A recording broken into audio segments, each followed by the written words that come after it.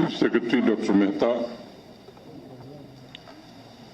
Dr. Milind Kamaleji, Dr. Saras Saraf, Professor Y.K. Gupta ji, Professor B.B. Sahai, Professor Manoj Singh Gaur, Professor Sakti Gupta,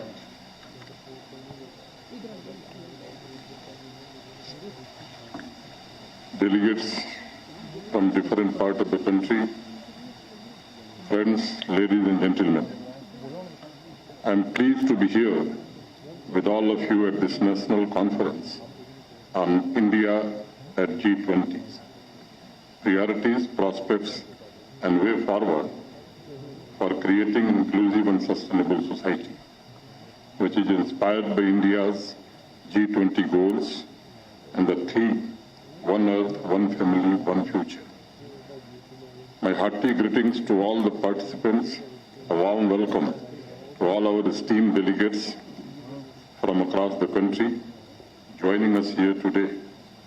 I hope this conference will provide a unique opportunity for interaction among domain experts, policy makers, and the students to provide fresh insights and to strengthen our resolve.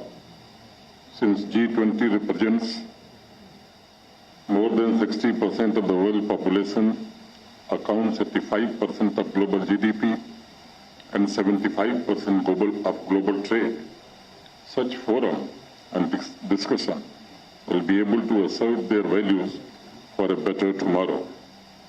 The opportunity for India to lead G20 came at a time when the world was confronting the challenges of COVID, climate change, and conflict. The determination to deal with these three major challenges and to lead the world to a better future is reflected in Honorable Prime Minister Sri Narendra Modi's statement in Bali last November, where he made it amply clear that India G20 presidency will be inclusive, ambitious, decisive, and action-oriented. During India G20 presidency, green development, accelerated inclusive and sustainable growth are top priorities, and the world is looking at us with the hope to make the bold transition from disruption to regeneration, from exclusive to inclusive, from discard to concord, and to contribute to peace, friendship, and cooperation, both in Global South and Global North. Honorable Prime Minister has also united the world leaders through his idea of peace and made it clear that today's era is not of war. And I strongly believe interaction, cooperation, and conflict resolution, three fundamental factors, will guide the world tomorrow. Friends, a scarred and wounded world can't be inclusive and sustainability in the society. The aspirations of humanity can be fulfilled only in the conditions of peace, and I strongly believe peace, deeply rooted in our great civilization, is making the world realize the futility of conflict and utility of dialogue. As an economic powerhouse and a major contributor to world peace, it is India's moment and the opportunity to forge global unity based on trust for achieving our priority goals. The world has witnessed India's aspirations for equitable development under the leadership of Honorable Prime Minister in the past 9 years.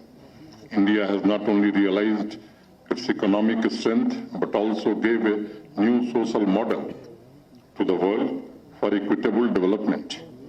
During the difficult times of pandemic, we were not only able to vaccinate the entire population, but also help other countries through initiative of Vaccine Maitri. More than 80 crore people received free food grains in the last 8 years. More than 7 crore tap water connections were provided to households. More than 3 crore urban and rural houses were provided to poorest of the poor. More than 11 crore toilets were built and more than 35 crore small entrepreneurs received a new lifeline in form of credit as access. The world has realized that the principle of Antyodaya, which means no one is left behind, is the only way forward to the world prosperity. मित्रों, हमारी संस्कृति कहती है अंधकार, darkness, दरअसल दिए की गैर मौजूदगी ही है। जिस वक्त दिया जलता है, अंधकार मिटने लगता है। प्रकाश ही मानवता का मार्ग प्रशस्त करता है, नहीं तो वही होता है जैसा कभी कबीर दास ने कहा कि अंधा अंधा ठेलिया दोनों को पड़ंत। वैश्विक समाज की यात्रा में यह समय दिए जलाने का समय है। पुरानी पीढ़ी जानती है कि 31 साल पहले यानी 1992 में रियो पृथ्वी सम्मेलन के दौरान पहली बार सस्टेनेबल डेवलपमेंट की परिकल्पना की गई थी। पॉलिसी मेकिंग में लोग पहली बार इस शब्द से परिचित हुए थे। तब से लेकर आज तक सैकड़ों मीटिंग्स के जरिए सस्टेनेबल डेवलपमेंट को विश्व की डेवलपमेंट पॉलिसीज में शामिल कराने के प्रयास हो रहे हैं। वर्तमान और भावी पीढ़ियों की आवश्यकताओं की उचित रूप से पूर्ति के लिए तमाम संधियों पर हस्ताक्षर किए गए, योजनाएं बनी हैं ताकि क्लाइमेट चेंज के खतरे से प्रभावी तरीके से निपटा जा सके।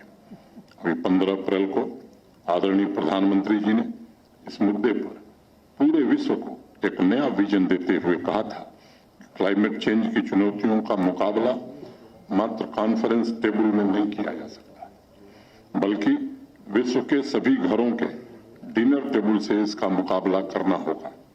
ये अपने आप में एक व्यापक विजन है, एक बड़ा स्टेटमेंट और सभी देशों के नागरिकों के सहयोग एवं समुचित जिम्मेदारी पर बल देता है। अभी इसी वर्ष फरवरी में सेंट्रल यूनिवर्सिटी के कार्यक्रम में मैंने कहा था कि 1923 में शुरुआत के बाद से टाइम मैगजीन ने 65 साल तक एक भी कवर स्टोरी एनवायरनमेंट के ऊपर नहीं की थी। एनवायरनमेंट के विषय पर टाइम मैगजीन की पहली कवर स्टोरी 1989 में छपी। उसके बाद एनवायरनमेंट पर दूसरी कवर स्टोरी ठीक 30 साल बाद 2019 में आई, लेकिन 2022 में एनवायरनमेंट पर टाइम मैगजीन ने 5 कवर स्टोरीज करी हैं।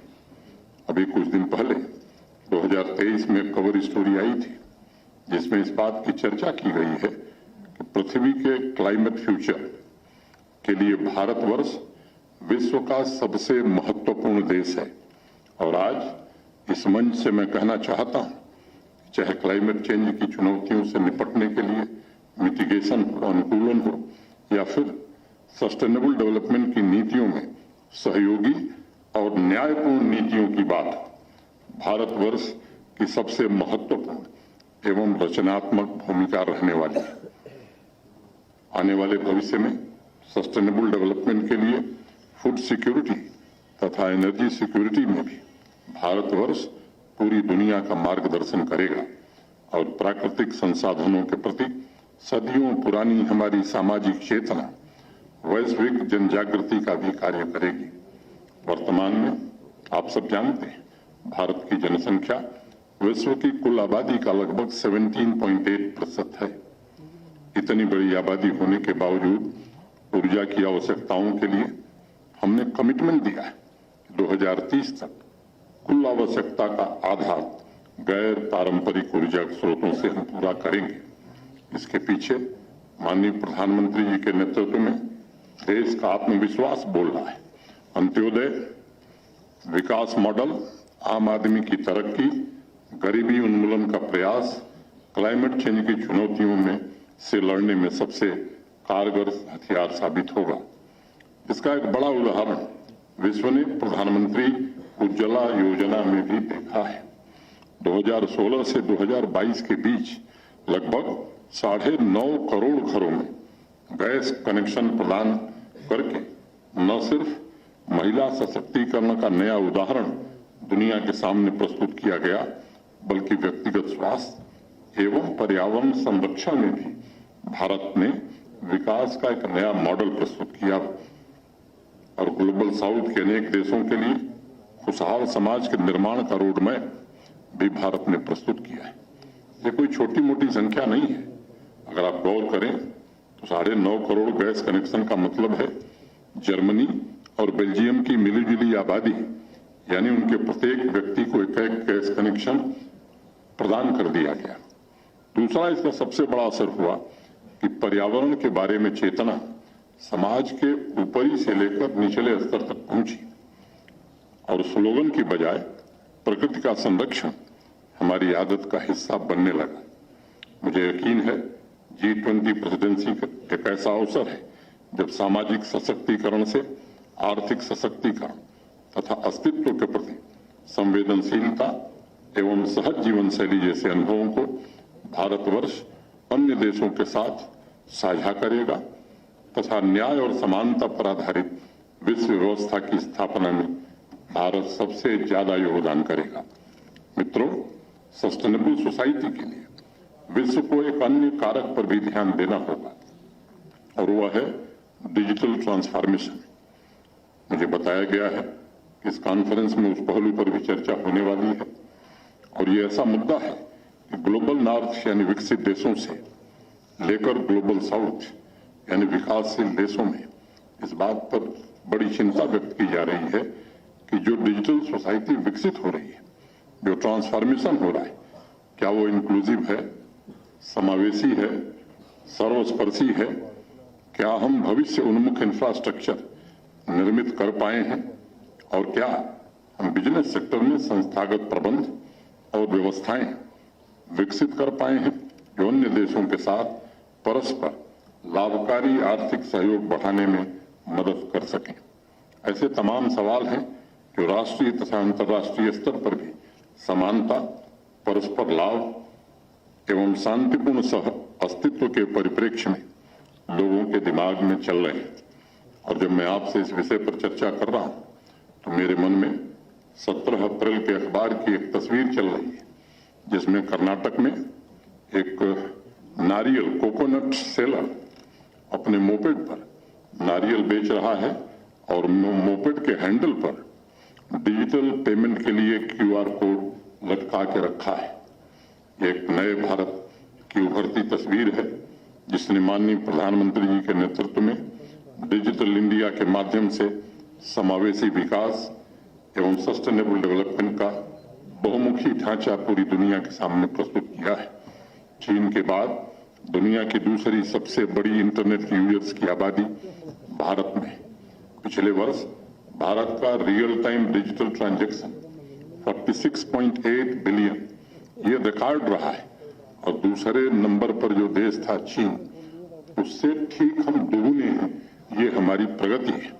नई तकनीक निर्मित करने के लिए नॉलेज का मजबूत आधार, भविष्य की टेक्नोलॉजी के लिए उपयुक्त वातावरण, डिजिटल ट्रांसफॉर्मेशन के लिए भविष्य की तैयारियां, इन 3 पैरामीटर्स पर वर्ल्ड रैंकिंग में आज हमारी पोजीशन बहुत सशक्त हुई है।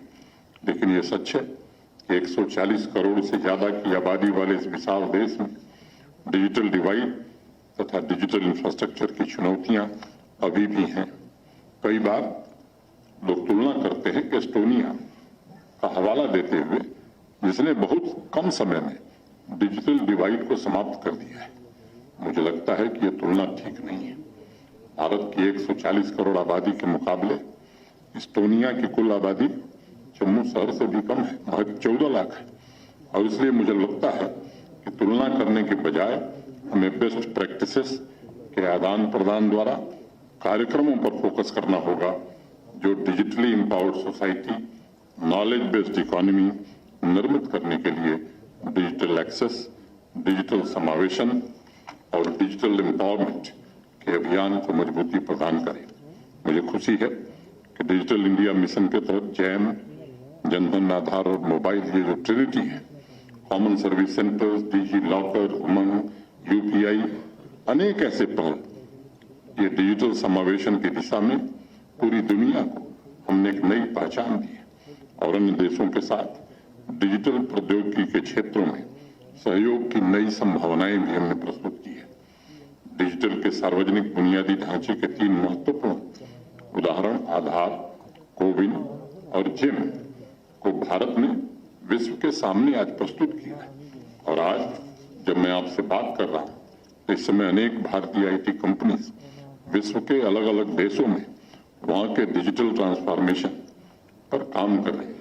मुझे विश्वास है कि भारत की प्रेसिडेंसी में G20 प्लेटफॉर्म पर आपसी संवादों तथा पार्टनरशिप द्वारा सहयोग के इन संबंधों को नई प्रेरणा मिलेगी।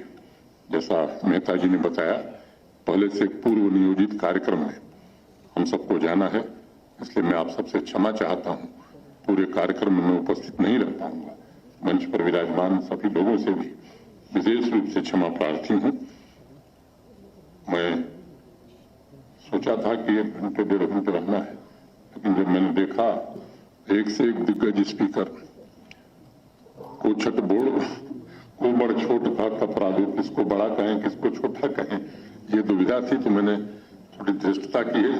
मुझे उम्मीद है कि इस धृष्टता पर आप ध्यान नहीं देंगे। Friends, I would also like to briefly mention about the quiet transformation that is taking place at the level of enterprises led by our youth. With the youngest population in the world and powered by Honorable Prime Minister's vision of Atmanirbhar Bharat and Make in India, we are witnessing a strong economic growth that has catapulted the country into the big league for a better world in future. A lot will depend on our youth, who are second to none as far as quality education is concerned. Our young generation is more confident and increasingly innovative to drive the progress and fulfill the aspirations of the society. In the coming days, we will not only witness the expanding role of market forces, but also deeper collaboration between the market and educational institutions. It is also my firm belief that national education policy and the role of premier institutions like IIM, IIT and AIMS will provide competitive edge to our young human capital. I am confident the knowledge capability of India and the new resolve of our youth will provide future solutions to the humanity. I wish the conference a grand success and let us commit ourselves to realize the goals of sustainable development. Thank you. Jai Hind.